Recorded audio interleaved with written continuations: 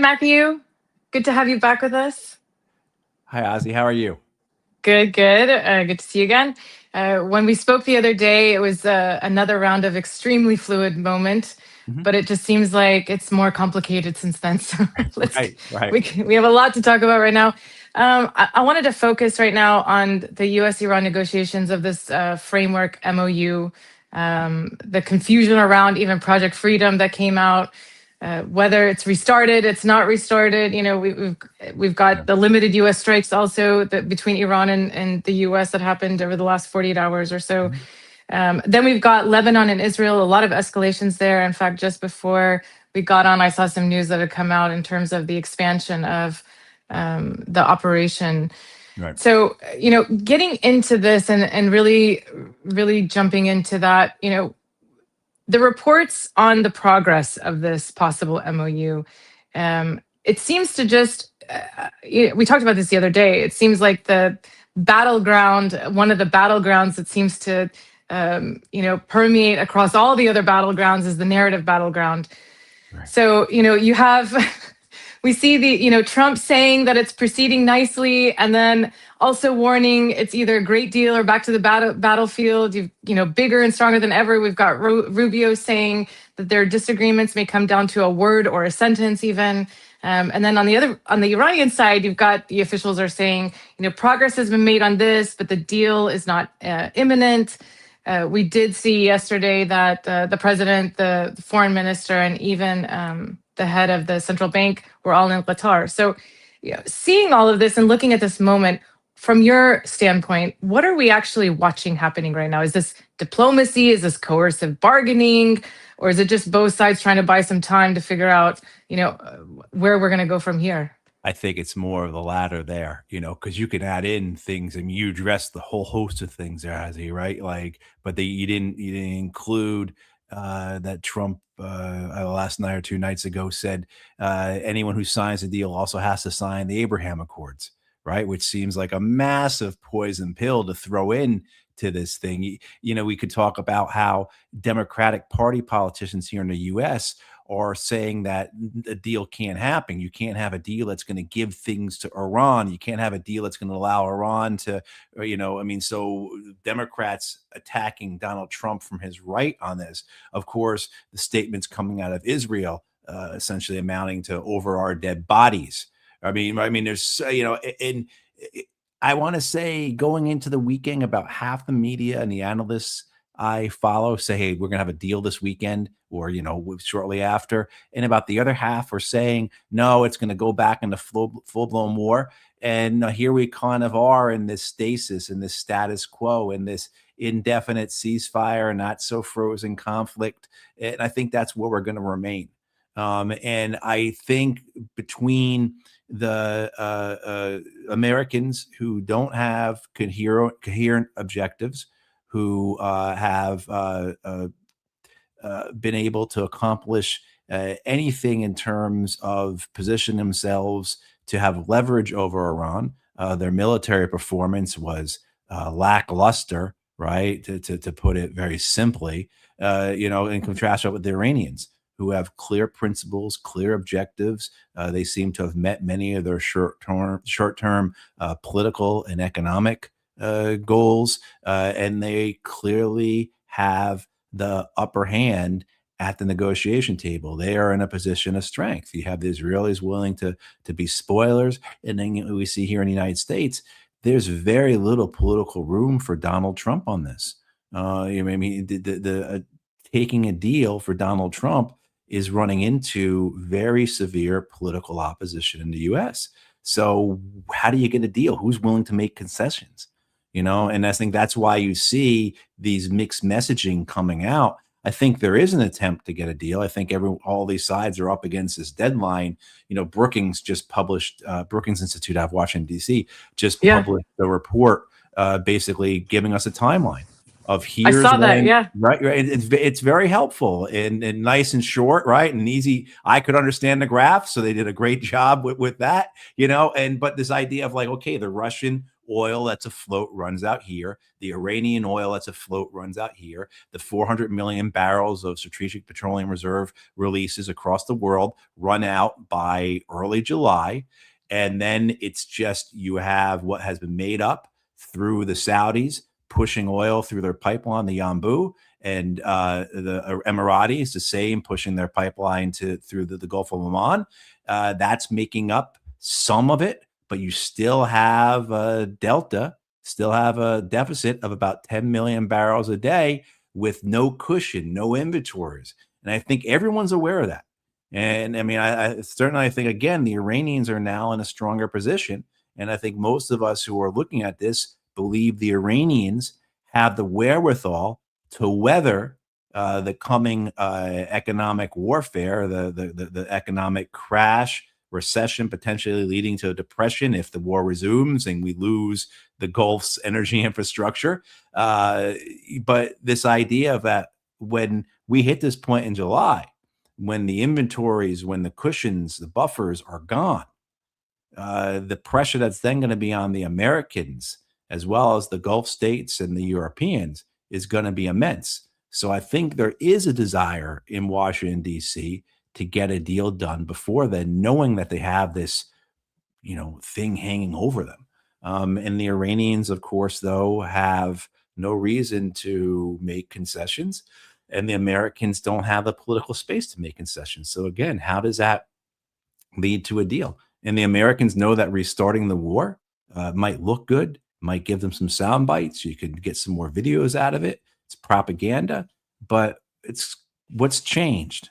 What forces can the Americans bring to bear? They're going to have any different impact on the Iranians than the Americans already unleashed during the 5-week campaign in March and April. In the same thing too. Why, if the munition stocks are where they are now for the Americans, if the resources, if the fleets, the Air Force squadrons, if none of that has changed, why does anyone think the Americans can have a campaign go longer than 5 weeks? That's all they could do last time before having to get a ceasefire. So all these things, because it's very complicated. And if you're trying to follow this, it's okay if you don't know what's going on, because nobody seems to know what's going on. Yeah, in the middle of these reports of some, I call it military tango, but the strikes against some of those the speedboats, I guess, that were allegedly mining, and then the response from Iran, that little back and forth. In the middle of all that, Trump, everybody was waiting for Trump to put something out saying, "This is it. You know what? They screwed up." But instead, he posted about the nuclear material. Yeah, that was his focus, right? And we talked about this the last time. When Trump came back from China for about 3-4 days, his media rounds was, whether it was Hannity or whomever else, he kept saying that, the nuclear dust, the nuclear material is important, but it's more psychological and for public relations. He said that, I think, in 2 different interviews, public relations. Given all of that, do you think a case can be made that both sides are just flat out exhausted enough to accept even the most imperfect deal to an extent?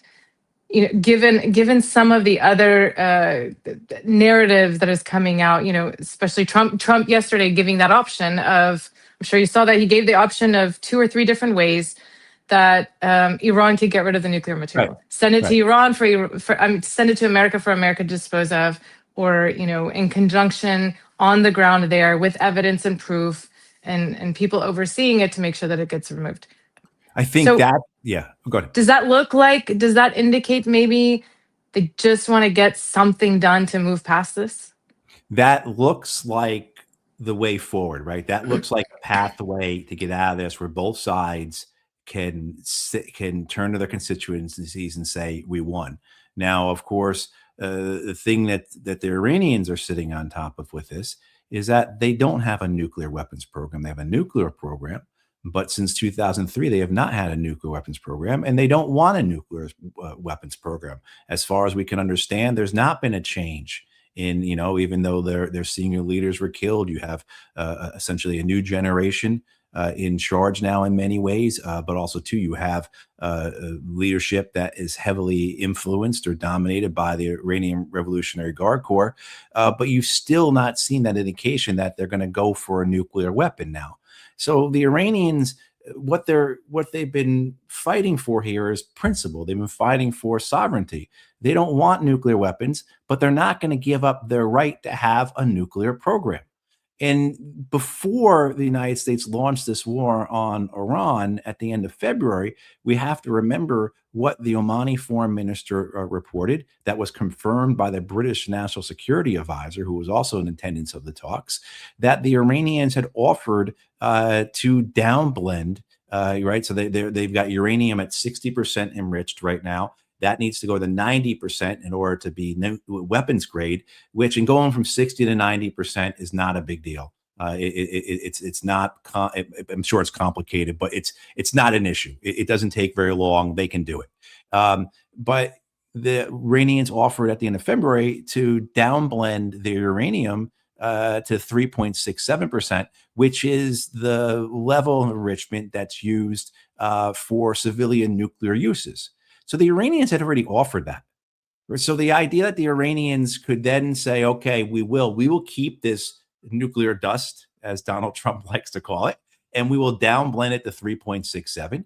Now, Donald Trump can then take what he said about destroying Iran's nuclear dust as being, it's been downblended. It's no longer nuclear weapons dust. Now it's just regular. I mean, there's all types of semantics, and he can put something in a Truth Social that would explain this all away. Okay, and then you have a deal, right? And shouldn't we be able to walk out of this?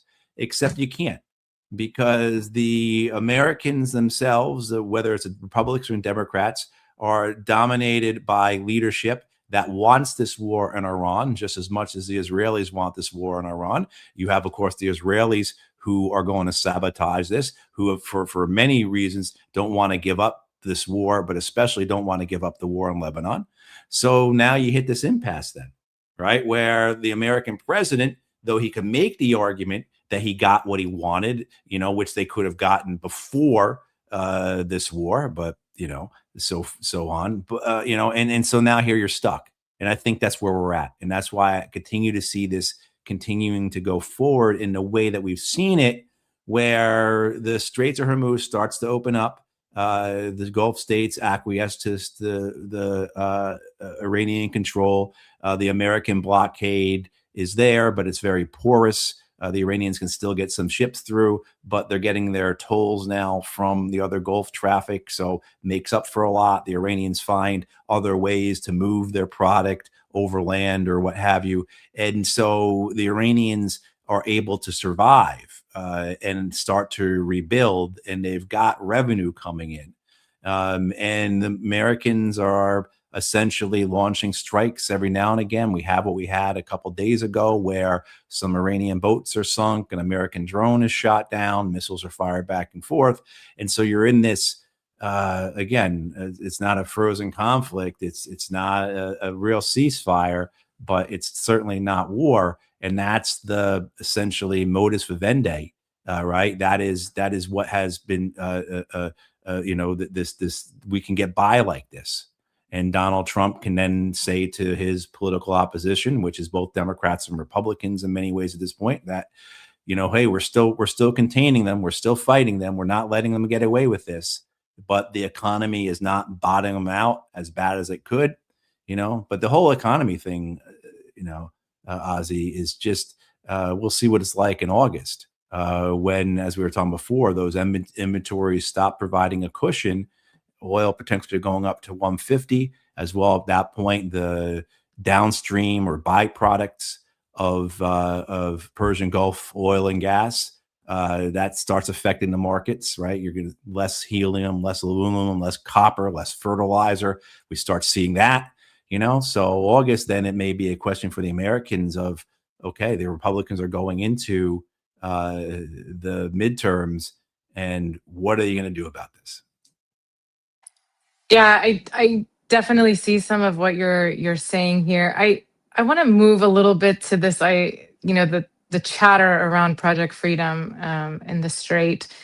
We've seen reports, as I said in the beginning, we've seen reports suggesting that it may be restarted, and then CENTCOM walked it back and said, no, that's not true. There's this language there, is the confusion around Project Freedom a signal of this operational ambiguity, or do you see it as deliberate messaging? I think that's in everybody's mind, really mine, actually, from a comms perspective. But how do you see that, Matthew? I think your use of the word ambiguity is a very kind way of putting it. I think, Well, I try. yeah, I think that's a very kind and generous. But certainly, yeah, I think it's well, for me, I really do believe that what the issue with Project Freedom has been the Saudi and the Kuwaiti saying no. And essentially, when Project Freedom was announced, it was the last month ago already, or whenever it was, that the United States was going to escort ships essentially through the Straits of Hormuz. And then that got walked back to, no, the United States actually won't, put ships there and convoy them, but will provide protection in other ways, as well as providing insurance. And the Kuwaitis and the Saudis recognized that this is just going to restart the conflict. Iran's not going to allow this. Iran's going to sink these ships or attack these ships, and the Americans will respond, and we'll be right back into the war. The escalation ladder will just zoom right up it, and they'll be hitting our oil and gas fields. And this time we'll lose a lot more than we lost in the first 5 weeks, which already was very costly. So I think the Kuwaitis and the Saudis said, no, you can't use our bases. You can't have you can't fly through our airspace for this Project Freedom, which we believe is going to restart the war. Now, that was explained away by everyone in the region as essentially being because the Iranians had attacked the UAE. The Americans didn't respond to that. And so this was the Kuwaiti and Saudi response to the American non-response. They felt disrespected. The Americans didn't take the Arabs' concerns seriously, et cetera, et cetera, et cetera. I don't believe that excuse for an instant. I think this really was the Saudis and the Kuwaitis saying, no, you're not going to escalate this. So I think that you have that as well, as you have Saudi, Kuwaiti, Qatari, certainly Omani leadership that is dead set against this war, right? I mean, even too, you see what they're talking about in terms of what it's going to look like afterwards. This idea of a non-aggression pact, some type of Helsinki agreement for the Middle East or for the Gulf states, right? I mean, so already positioning that the day after this war, that there is a détente, that there is relations between these countries in a way that you wouldn't expect from countries that are bent upon victory. Even the Emiratis, I wasn't able to see I just saw a headline today or a suggestion today that the Emiratis were looking to de-escalate. And the Emiratis, of course, over the last few weeks have been understood to be in the Israeli camp of, we got to restart this thing and let's win it. There's no other responsible way to see the end of this conflict other than a change in leadership in Tehran. So, I mean, I think the recognition of that there is no victory here, that this game of chicken of whose economy is going to crash is one that the West and the Americans and Europeans, but also too the Gulf Arab states can't win, and that there is no military solution. That the Americans tried. The Americans and Israelis tried for 5 weeks, and you know what? The Iranians gave it back as good as they got. And from everything we can gather, the Iranians are in a better position now in terms of particularly, say, missile stockpiles, as well as all their drones, that would make another campaign ruinous, particularly if, again, the critical energy infrastructure was really targeted. So I think with Project Freedom, I think it gets brought up because there's so much pressure on the Americans to do something about Iran's control of the Straits of Hormuz. One, because it is fundamental, but also two, because it's humiliating. It's embarrassing. And as people love to bring up, this wasn't the case on February 27th, right? Yeah. That it's only because of this war that the Iranians have this control of the Straits of Hormuz. So I think that's why we keep hearing about it. But I mean, my estimation is that it's not going to happen because the those states don't want to see an escalation. I also don't think the Americans want to see an escalation at this point. If they did, we would have seen it already. Now, Donald Trump is incredibly fickle. We got to caveat everything we say here that Donald Trump can change his mind. Right now he could be typing out that on Truth Social that he's launching the war again. But from what we can kind of estimate here, it just seems the politicians in D.C. As well as as well as the Israelis are the ones that want to see this war started. So speaking of Trump, I want to read one of his Truth Social posts from just 2 hours ago, 3 hours ago. But before that, there are some that make the argument that the U.S. would say this is more defensive. We've got the commercial shipping has to move. The energy markets can't be held hostage anymore. Iran can't be allowed to regulate one of the world's most important waterways. Of course, it contributes at least 20% of the world. Is it 20%? Yeah, 20% of the world's oil comes from there. Right. Japan, about 20% of the oil and refined product. Correct. That's about 20 million Japan barrels heavily.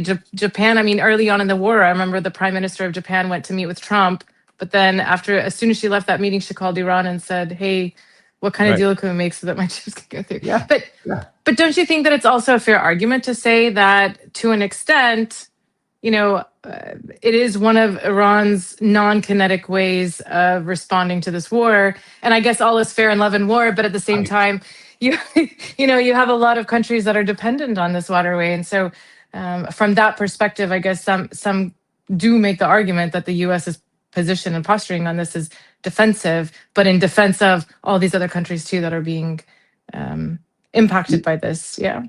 Outside of American, Israeli, and some European leadership, no one buys that, right? I mean, and outside of corporate media that is loyal to or part of the establishment, part of the American empire and its structures, no one buys that. I mean, everyone understands the reality of why this is the way it is, and this was understood to be part of Iran's strategy. First of all, Iran has exercised enormous patience. That this is the first time they've ever done this. With everything that has occurred over the last 47 years, the Iran-Iraq War, the sanctions that begin in the 90s, the cyber attacks, the sabotage, the assassinations, the bombings, on and on and on. The Iranians have not done this. And so their patience in waiting until now, I think, is quite remarkable from an American perspective, like a Western perspective. I can't see the United States doing something like that, having that degree of patience. But the other side of it is that this is well thought out. This is part of their strategy. They understood that in order to defeat the United States, yes, they could fight the United States both symmetrically and asymmetrically. And they certainly showed that they could. And they, forced the Americans to retreat from 13 or 14 of their bases. They kept the American aircraft carriers 1,000 kilometers away. Essentially, the United States can restart the war, but again, to what point? So they were able to fight the Americans in that way, but more important, but that's not going to win, right? That's not going to get the Americans to leave the region fully. It certainly helped, but more importantly, it's not going to get the Americans to give up their Iranian frozen assets. It's not going to get the Americans to end the sanctions. It's not going to restore Iranian sovereignty in the way the Iranians are looking for. So the idea was twofold, both political and economic. The first economic was by closing the Straits of Hormuz, putting that economic pressure on America's Gulf allies, because their revenue's gone, right? I mean, and the Saudis and Emiratis are able to get some out, not as much as they could, but for the Kuwaitis, the Qataris, the Bahrainis, the Iraqis, pretty much their product is shut in now. It's done. So the pressure there on those American allies, but then that expands even further by having those economic consequences felt throughout the world. So essentially, Iran has waged economic warfare against the entire world. And that's why Iran should now be considered a world power. It was able to do that. It's done it successfully. You brought up Japan. You can bring up South Korea, where the South Korea, right? I mean, it's the same thing. I mean, the issues there are dramatic. I mean, across Asia, It's been Philippines, Vietnam. This is having enormous consequences, and as we were saying before, the consequences to the rest of the world are coming. Right, there's a latency here, and so it's coming. It's like you could see that wave way out, and it's coming. So the Iranians were able to do that quite well. And then the other aspect of the strategy was a political one, was to call, utilizing this economic warfare, but also by expanding the war throughout the region. This put enormous pressure on America's Gulf Arab allies, or I will call them vassals, and that's causing a fracturing within that order, right? And again, we're just talking about the Kuwaitis and the Saudis telling the Americans, no, you can't use our airspace for your Project Freedom. But even further than that, you have political pressure being applied throughout the American empire.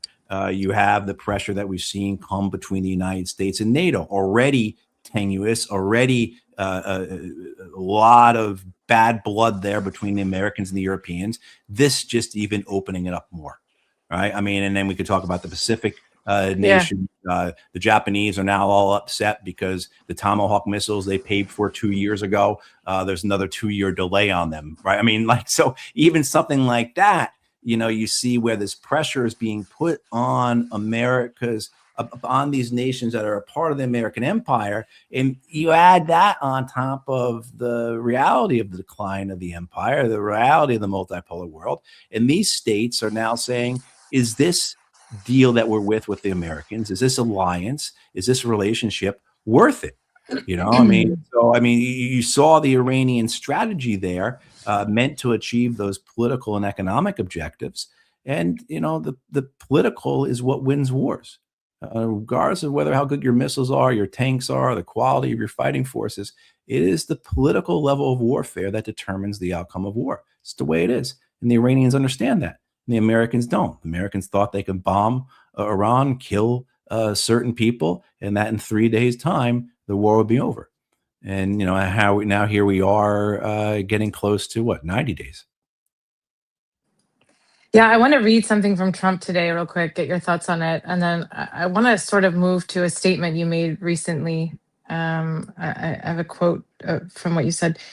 Okay, so Donald Trump said roughly, I think it's 3 hours ago, he said, if Iran surrenders, admits their navy is gone and resting at the bottom of the sea, and their air force is no longer with us, and if their entire military walks out of Tehran, weapons dropped and hands held high, each shouting, I surrender, while wildly waving the representative white flag, and if their entire remaining leadership signs all necessary documents of surrender, in all quotes, documents of surrender, and admit their defeat to the great power and force of the magnificent USA, the failing New York Times, the China Street Journal, Washington, WSG, corrupt and now irrelevant CNN, and all other members of the fake news media will headline that Iran had a masterful and brilliant victory over the United States of America. It wasn't even close. The Democrats and media have totally lost their way. They have gone absolutely crazy. President DJT. Okay, so it's interesting when I read Trump's statements like this, especially because it starts out and you assume that it's going to a policy position of the United States to kind of indicate and signal where we're at with this negotiation. All eyes, and then you get to the part where it's really about the failing New York Times, the China Street Journal, et cetera. But on a serious note, though, do you see, because certainly on the Iran side, I can see it, just understanding the dynamics and the DNA of how even the political infighting and the structure works inside of Iran, and understanding how we are in the United States as well. Ted Cruz, Lindsey Graham, and so many others came out over the last 2-3 days very upset about this deal. Right. Do you think Trump is doing a good job, though, navigating? And I would ask you maybe even the same about the Iran side. Do you think all the parties involved in this are doing a good job of keeping everyone in suspense, and maybe that protecting the process to an extent also because they also have their own political, their domestic political infighting and factions not necessarily wanting to see this go through?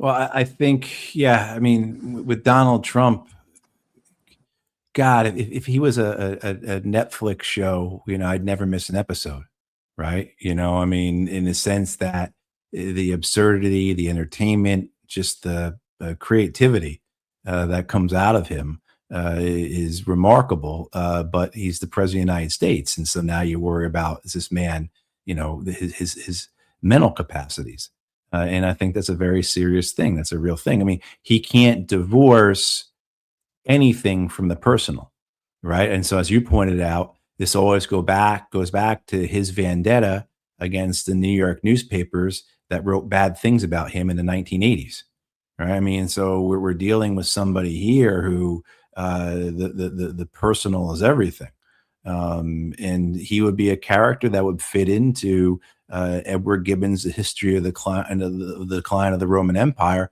quite well. I mean, he's a mad emperor in what he's But dealing with. And sorry, but real quick on that though, but you don't see maybe some of this is just, you know, posturing or just, social media kind of, I say trolling, that the United States president is trolling, but to an extent though, I mean, using, the younger generation's lingo here, yeah, do you think maybe that's just on the surface there to throw everyone off and distract them, to kind of no, keep I don't. everyone away from some of these negotiations going on to get to a point?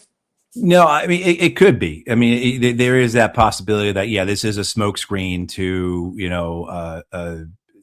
because Donald Trump does, you've got a point, Ozzy, because he does at times do things and then surprise us with something else. Certainly, the Iranians will tell you that they were negotiating with him twice and they got bombed twice.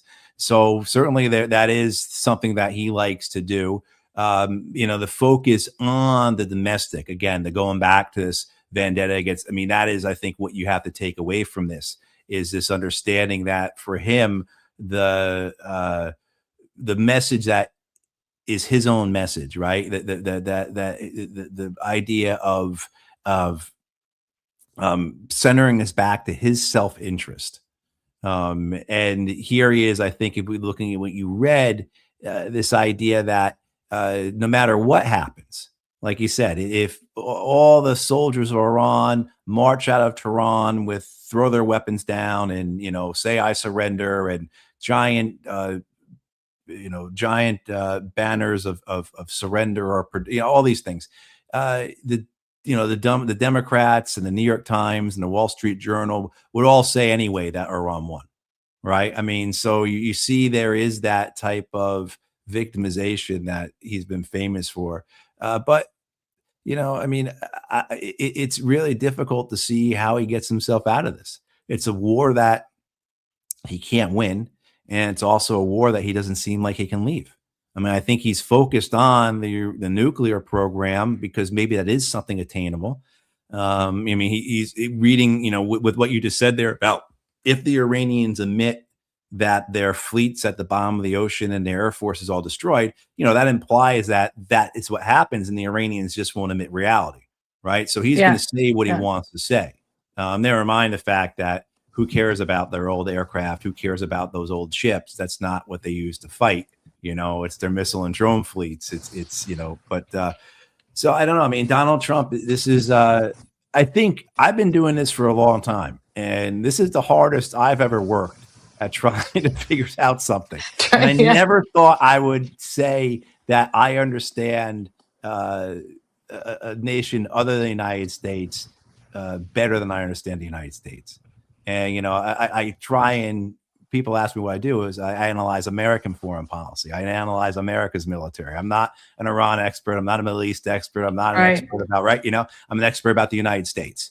And I have an easier time understanding the Iranians, the Saudis, the Israelis, the Egyptians, the Russians, the Ukrainians, whoever, more than I can understand the Americans with this administration, and Wow.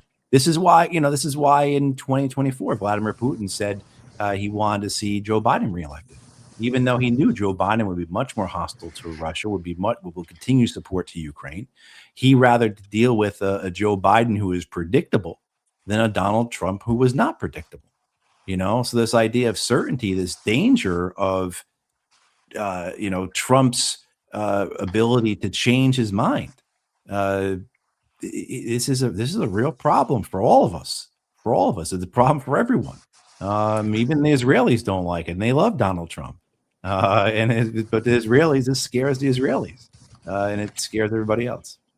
Yeah, I want to go to a statement you made.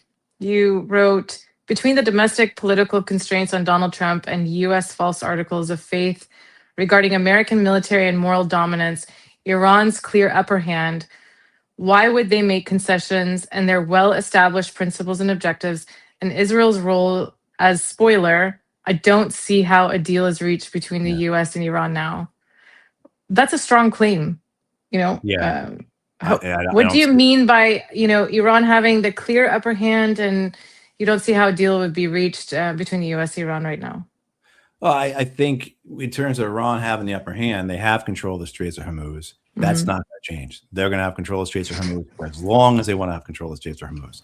Unless the United States puts a 2 million man army into Iran, and even then, right? There's no more than likely you'd be engaged in another Iraq, Vietnam, Afghanistan type of war. So even that wouldn't bring about success.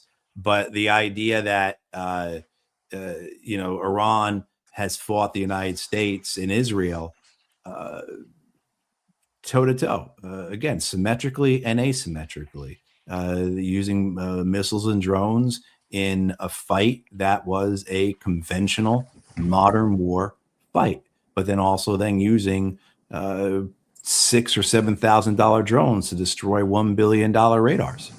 Right. I mean, so you saw the Iranians here come out of this 5 week long war in a position where they have, from what we understand through CIA and Pentagon leaks, as well as almost what most independent observers and analysts are saying, with a missile and drone dominance, that they have more missiles and drones and can continue to produce them, particularly drones, in a manner that dominates the Israelis and the Americans. The fact that I would say one of the things you want to evidence that the United States war failed.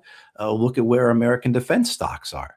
I mean, the big five defense stocks all have had terrible 90 days. Usually during a war like this, where American defense companies would see a restocking benefit, as they call it, right? Okay, we're going to fire off all these weapons and fire off all these munitions, and we've got to build more. Oh man, we're just going to be rolling in it. No, what's occurred is that you've seen American defense stocks perform poorly. And a lot of that has to do with the fact that the world is looking at this and seeing this is 20th century warfare. And it is at best a stalemate against this 21st century war against Iran, a nation that's been blockaded for how many decades now? A nation that was supposed to have not been able to last longer than a week. And here they are. I mean, so, you put all that together. We go back to the economic warfare that they so successfully waged. We go back to the reality that the Iranians have been living under siege for almost 5 decades now. And their economy, their culture, their society, their leadership all understand that.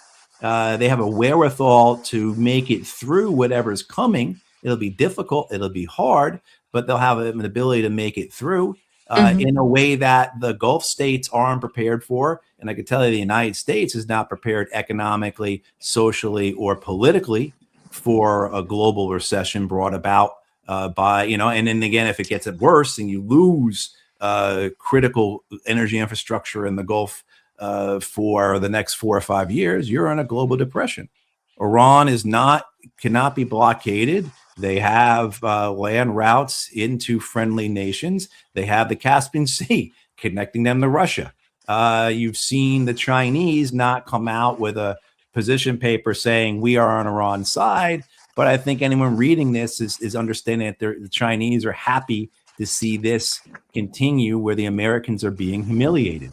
Right? I mean, I don't think the Chinese want to see this prolonged, but they enjoy, I think, the Americans losing this war. I mean, so you put all that together, and I think the Iranians have the upper hand. And I think maybe the most important aspect is their popular will. is the fact that their people have turned out in the streets. This is the people that, divided whether they support the government or not. A country that is not ethnically homogenous, but very, very disparate. The Americans and the Israelis thought they could incite ethnic-based uprisings, create a civil war there. That didn't happen.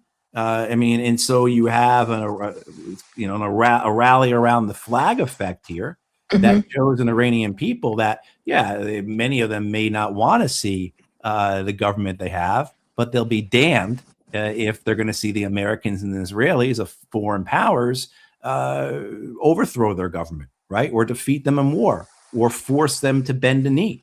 So this idea of the will of the people, then you compare that to, say, the Americans, where less than a third of Americans support this. This war's 3 months old. And it started off with barely a third of the people supporting it.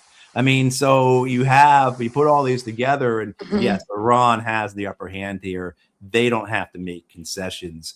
It's the Americans that will be forced to make concessions at some point. And the problem is, though, is that Donald Trump is up against this bulwark of both Republicans. You talked before, said Ted Cruz, Lindsey Graham, but I think you also mentioned Richard Blumenthal, who's a Democrat. And you saw I didn't, but he's of course another one too. Yeah, right. But you also saw many came out. Yeah. Cory Booker, who the senator from New Jersey, Democrat, Debbie Wasserman Schultz, who former chair of the Democratic National Committee from Florida, as well as we just know the sympathies of the Democratic Party leadership, Chuck Schumer, Hakeem Jeffries.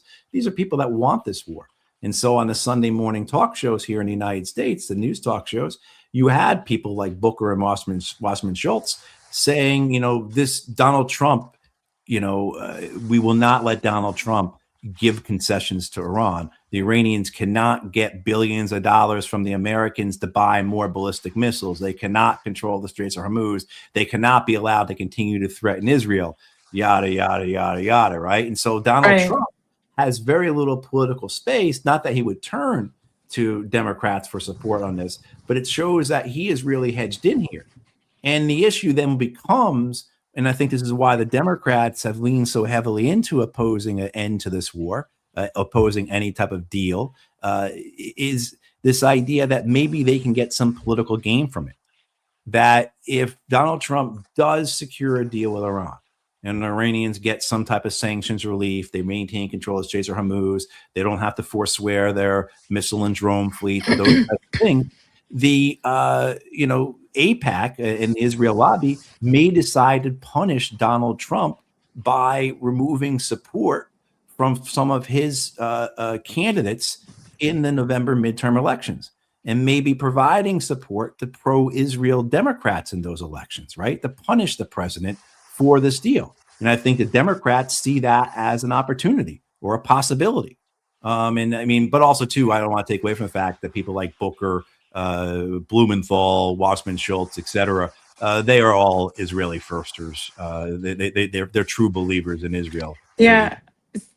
Speaking of Israel right now, I want to move a little bit over to what's going on in South Lebanon with Israel. Some are of the position that Israel launched this or escalated what was going on. Of course, Hezbollah, even during the ceasefire, Hezbollah was still launching towards Israel. And of course, Israel are responding. But over the last few days since this MOU was announced, it seems like Israel has really ramped up its efforts. In fact, I was just a couple of hours ago, I saw that Netanyahu was in the middle of a meeting, and I think he left that immediately and spoke directly with President Trump. We're seeing reports that Israeli forces have begun advancing north of Israel's self-declared yellow line that they had, talked about in the beginning, into southern Lebanon. Netanyahu said today, we're deepening the operation in Lebanon and capturing controlling territories. We're fortifying the security strip. So when we see this alongside the reports of approved plans for expanding the ground operations and aerial campaigns in Lebanon, I think it was yesterday, there were also, fighter jets reported over Beirut. But then you also see Trump coming out and saying very explicitly, stay out of Beirut, don't go too far. You're, essentially you could see some of the signals there that Trump was a little bit, do not violate this aspect of the ceasefire, because there were some specific terms in that ceasefire between Israel and Lebanon that it just, is getting close to that line of violation to many. There are some that are of the position that this is happening right now because Israel wants to get in as much as it can because this MOU looks like it's about to be signed. There are some that are saying that Israel is doing it to sabotage it, to try to get in the way, to trigger Iran into a response, because they have this sensitive spot towards Hezbollah. And it's always the idea of Lebanon has always been, in fact, I think it's one of the leaked versions, it's one of the elements of what Iran is asking for in this framework. Yeah. In your understanding of this, and even your experience, even with the State Department before, how do you see this? How do you see the strategy behind this? How should we think about Lebanon and the relation of this Iran talk, the U.S.-Iran talks, and how Israel is engaging and behaving, and how Lebanon and Hezbollah are engaging and behaving? Well, the Iranians have, as you said, Ozzy, the Iranians believe that this war in Lebanon is a part of the larger war, that they're not separate, that it's the same war, and that they won't accept any deal that does not include Lebanon in it as well. And it's going to be a question of what do the Iranians mean by that? Does that just mean a cessation of fighting, right? And I don't want to say, or does it mean the Israelis have to end their occupation? The Israelis have to go back to northern Israel. So it's a question, I think, of what the Iranians are looking for in this. But for the Israelis, this idea of the conquest of southern Lebanon is something that this goes back to the earliest Zionists. This goes back to Herzl and Jabinsky and others, this idea of greater Israel. And that encompasses Lebanon, in some accounts, all the way up through Beirut. You've seen whether it was the occupation of Lebanon from 1982 to 2000, or the 2006 war on Lebanon by Israel, this desire to conquer, this desire to occupy. Certainly following October 7th, you had many Israelis who were saying October 7th gives us the best chance we have had in decades to do what we need to do. And part of that, one of those things is to occupy Lebanon. Now, Lebanon is a goal in and of itself, but as I understand, for the Israelis, Lebanon is secondary to the West Bank. And so the idea of that, if you ever want to annex the West Bank, you have to have fully isolated the Palestinians from any support, whether that be political, moral, diplomatic, economic, military, etc. In order to do that, you need to do things like remove Hezbollah from interfering, so that when the Israelis go to annex the West Bank, of which they're doing, in slow motion right now, although if you're Palestinian, you wouldn't say it was slow motion. Hezbollah can't interfere. They need to have that northern flank of Israel secure, as well. Then, of course, the idea of the occupation of Lebanon for its own purposes. And whether you are part of the settler side of things in Israel and you see this as part of greater Israel, or you come from a more secularist national security state side that believes in a buffer zone, you see the importance then of, taking Lebanon at least to the Yellow Line, or at least up to the Litani River. Now you're seeing the same type of commentary coming out of Israel that we saw with regards to Gaza, calls essentially for genocide. You had, I think it was Bezalel Smotrich, the finance minister, who said the other day that for every drone that Hezbollah launches, 10 apartment buildings should be destroyed. You had, I believe it was Israel Katz, the defense minister, who said we will do to Lebanon the same that we did to Gaza. So you have that same desire there to finish Lebanon, to make Lebanon no longer a problem for the Israelis. So you have that reality too, that this is where Benjamin Netanyahu has received his fiercest political opposition since October 7th. Certainly he has his criminal charges, his corruption charges, but in regards to the ferocity as well as the uh, cohesion in his political opposition. And now they have elections coming. I don't think the elections will be any earlier than late August. So most likely September. They have to have them by October in Israel. So you see now, of course, maybe some more urgency to the opposition. But you saw Naftali Bennett and Yair Lapid join forces, create a new party, essentially dedicated around this idea of opposing a ceasefire in Lebanon, a ceasefire in which the Israelis have killed 1,000 people, by the way. I mean, but even too, you saw a comment from Benny Gantz, another opposition leader in Israel. Benny Gantz, if you go back a few years, go back about 2 years now, when the Joe Biden administration talked about what they wanted to see in Israel, they would put forward these ideas of a moderate like Benny Gantz coming into power. It's complete nonsense. And Gantz shows again why, his opposition to anything other than victory, essentially, in Lebanon. So you have this very real political pressure there being exerting on Netanyahu that even if he wanted to end the occupation of Lebanon, even if Netanyahu said, you know what, I've thought about it, this is just not a good idea. History tells me this isn't going to work out, and I'm going to, even that was the case, he would have tremendous difficulty in doing so.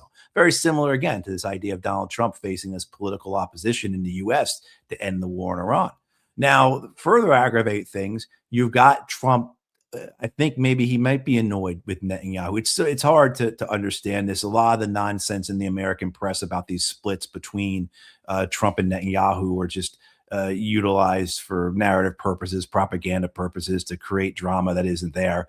I think somebody did look back and looked at Barik Ravid's, the journalist at Axios's stories over the last 2.5 years, and something like 3 or 4 dozen times he's described how Joe Biden is angry at Netanyahu or Donald Trump is really upset. This is the last straw, and it's the same straw over and over again. But you did have Trump last week saying that he's more popular in Israel than Netanyahu was, and if he ran, he would be prime minister. I think he said 99%, right? Didn't he say 90%, 99%? I was there in November of 24, so right after he won an election. And there was a lot of support for Donald Trump in Israel. We would go through a checkpoint in Palestine. We go through an Israeli army checkpoint, and the Israeli soldiers would say stuff to us like, "Make America great again," So, I mean, for what it's worth, the Iranian diaspora, I've seen, pictures from Austria to Sweden to Canada. I mean, Canada's our neighbor too.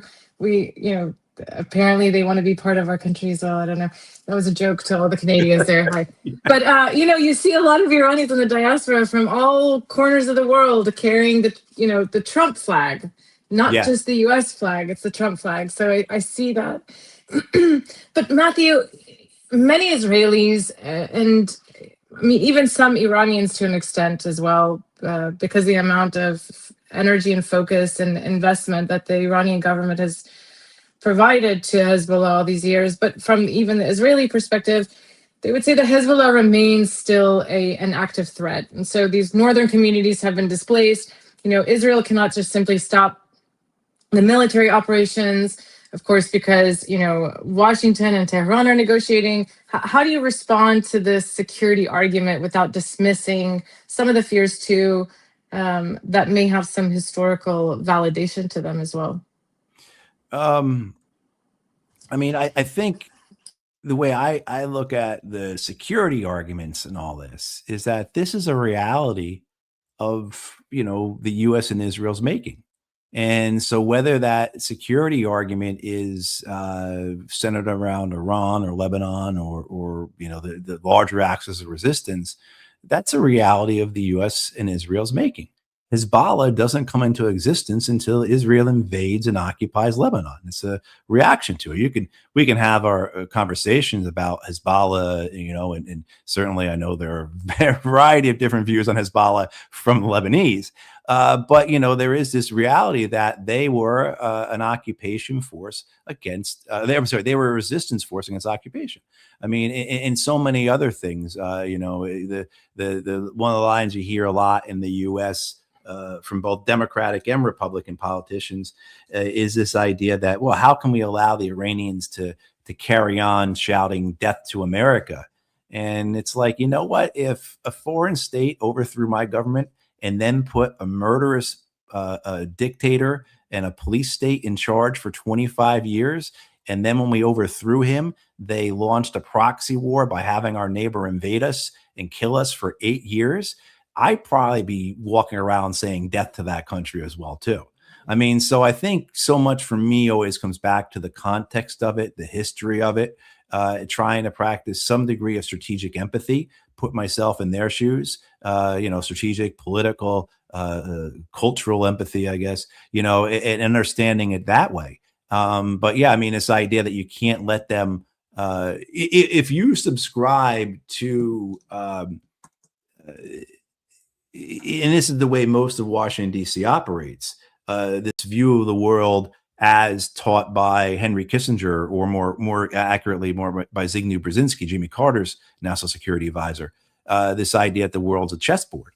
And that's Brzezinski's book, The Grand Chessboard, which is a good book. Yeah, I mean, in that book is, when I reference my X post there, or Substack post, or whatever it was, this idea that of articles of faith in Washington, D.C., that's one of them. This idea the world is a chessboard. And I think that's very normal for imperial mindsets and worldviews to see it that way. But the idea that essentially you're playing a game of risk here, and how can you allow adversary to control a strategic waterway like the Straits or Hormuz, that just is anathema. That just, that is fundamental. You have to oppose that. So there's a lot of reflexivity here that is just exists because of the again the conceits, right? The concepts, the worldviews that exist that are completely devoid or removed from the context, the history, or actually what your adversary is actually like. I've long said that it wouldn't surprise me that if we woke up someday, not now, but someday 2-3 years from now, and Iran and Saudi Arabia have flipped places in the American order, that wouldn't surprise me, right? I mean, why not? Why couldn't they? What's the difference? I mean, so, and maybe we'd see that. Maybe we could see that come out of this war. Maybe you could see some rapprochement between the Americans and the Iranians. Trump does strike a deal with Meshtoba, and you're about to give a lot of people a lot of heart attacks at that right one. And at the same time, the Saudis, MBS is saying, you know what, I'm going in with the Russians and the Chinese, right? I mean, so I mean, that's a lot of speculation there, but less odd and less weird things have happened in human history. So yeah, that's true. I want to spend just a little bit more. I know we're coming up on time, but I want to kind of zoom out from all of this. This whole structure feels very different from traditional war and peace. When we're looking at this, we have a ceasefire, but not peace. We have strikes, but not war. Escorts that may or may not be restarted, negotiations, but not settlements, markets reacting to rumors. Yeah. Social media circulating, leadership health. I mean, the landscape of all of this is just a very, very, I said this earlier, we're just in a very interesting time when we're looking at this. And I wonder sometimes, is this the new normal of multipolar conflict? Is that where we are now in this new world? I think so. I think, you go back to certainly Orwell didn't describe a multipolar world, but he did describe what you were just alluding to here, that there is no reality, that there is no truth, that there is no foundation upon which we can have some type of objective understanding of what's occurring, and that everything is subjective, right? And that war is peace, and I think you just said it very well. I mean, so I think certainly having that ability then to understand what the other side is trying to accomplish, right? What the other side is actually saying, what their intentions are, is going to be incredibly, incredibly important. For the Cold War, United States only had to try and understand the Soviet Union, and they got that incredibly wrong. They saw everything through essentially their own imagination of what the Soviets believed. There's this the United States sets up this thing called Riga Station, which is supposed to be all these experts who analyze intelligence. And the historians go back and they look at it, and these guys are wrong like 90% of the time, right? Because they had this conception, they had this bias, right? They had this belief, and then everything conformed to that. Now, so maybe in a multipolar world, because that's not possible to have just one single bias, maybe you get things more correct then, because you do have to do the work, you do have to understand better. But whether or not the Americans can do that, where, one of the things that, again, what you just read off that I said about these articles of faith, it's just not articles of faith about how the world works or about America's adversaries, but most importantly, it's articles of faith about what the United States is, who the United States is, the mythology of the United States, the narrative, particularly the post-World War II narrative, that we are the good in a Manichaean struggle of good versus evil. How does that have to change in order for the United States to function in the multipolar world? And of course, the concern for the United States is not just functioning in the multipolar world, but dominating in the multipolar world. And that's why I think the Trump administration did get it right with their national security strategy that they put out at the end of 2024, which I don't agree with it, but I understood their logic. I understood what they were trying to get to, that the United States, the 20th century American imperial order, cannot survive in the 21st century multipolar world. And so we go back and look at that document. What the Trump administration is saying is that we have to reshape the American empire. We have to reconfigure it. We need to, anchor it or reshore it, et cetera, in order not just to compete in the multipolar world, but to dominate it. And so, again, I don't agree with what they were saying, but I understand what they were trying to accomplish. I understand their logic behind it. Yeah, but then you look at their actions, right? You look at the American actions in the sense of whether it's, Nigeria, throughout the Middle East, et cetera, this commitment to, this commitment in Eastern Europe with regards to Ukraine, which, something we're not talking about at all, but certainly the Ukraine-Russia war is getting to a point that many of us have been very concerned about for years, certainly anchored my arguments for negotiations to end that war, before it started, was that you don't want definitely something to talk about the next time we connect. Yeah, because it really is where it's going, where we're going to there. I think we may now be getting to that point where this is what we wanted to avoid. This is what we've been arguing for years to avoid. Yeah. But yeah, so I think in this multipolar world, I think what you just said, Ozzy, about, this subjective understanding of everything is going to be really important for everyone to understand, right? Otherwise, there'll be no meaning in anything. There'll be no, nothing will have any veracity. And, I don't know, but we're certainly dealing with it right now where we can't, I'm sure just like you'll get off and you'll go on X, we'll get off of this, we'll go on X, and half the stuff that we read just, right, Yeah, every 5 seconds it changes. I don't know. Just right. Last question, and I appreciate you staying as long as you have with us. I think we went a little bit over, but great conversation. This idea of whether or not this deal is in danger, given what we've talked about, the strikes, Project Freedom, Project Freedom, the little skirmish between the US and Iran the last few days, the war with Israel and Lebanon, this conflict over the Strait, all these things happening. I guess in a yes or no, I guess, do you see this deal, do you see this framework at risk and danger, or do you see us eventually signing it at some point soon? No, I don't see us signing anything. I mean, maybe some smaller deals, maybe some type of, again, MOUs, right? So not deals in themselves, but Well, the MOU that we're sitting on right now, do you see that signed? no, no. It's hard to understand what we're actually sitting on right now. But anything that I don't see the United States being able politically, I don't see Donald Trump being able, one, to provide any type of sanctions relief, whatever that looks like. I don't see the ability to allow the Iranians to give blessing to the Iranians to control the Straits of Hormuz. And I don't see the United States able to walk away from this without some solution, if you will, to the nuclear issue. Now, we talked about that. It probably would end up Right. looking just like the Iranians offered back in February. And that certainly is something that should be achieved. But I don't even know if that is politically possible for the Americans. And then, of course, you've got the Israelis just hanging over here, ready to sabotage whatever whatever does get accomplished. So no, I don't see a deal happening. Okay. And I hope Matthew, I'm wrong. I hope I'm wrong. I mean, no one will be happier I'm wrong. I'm happy.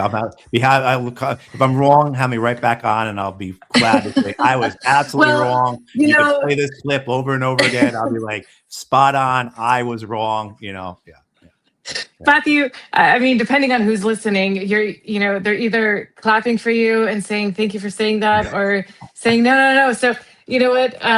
It's a 50-50 right there, I think, right? Right. I always like when I read the comments and people call me a shill for, I get this with Russia, Ukraine a lot. I'll get one comment that says, hey, when is your check? When is your check? How often do you get paid by the Kremlin? And the next comment will be how I'm a NATO stooge, like stop kissing, Mark Ruta's ass kind of thing. Yeah. I mean, I love when they're right next to each other. Yeah. So, yeah. Well, I guess we'll see what you are today, I guess, Matthew. But thank you for coming and spending your time here with me, discussing some of this stuff. Very important news coming out that impacts so much across the world. And I wish you a well evening. And hopefully the next time we talk, we have some updates on this process, or maybe just the same PR battleground. Right. Who struck which words which way? That right. the new drones are words, right? But thank you again. Yeah, thank you. Okay, thank you. All right, bye.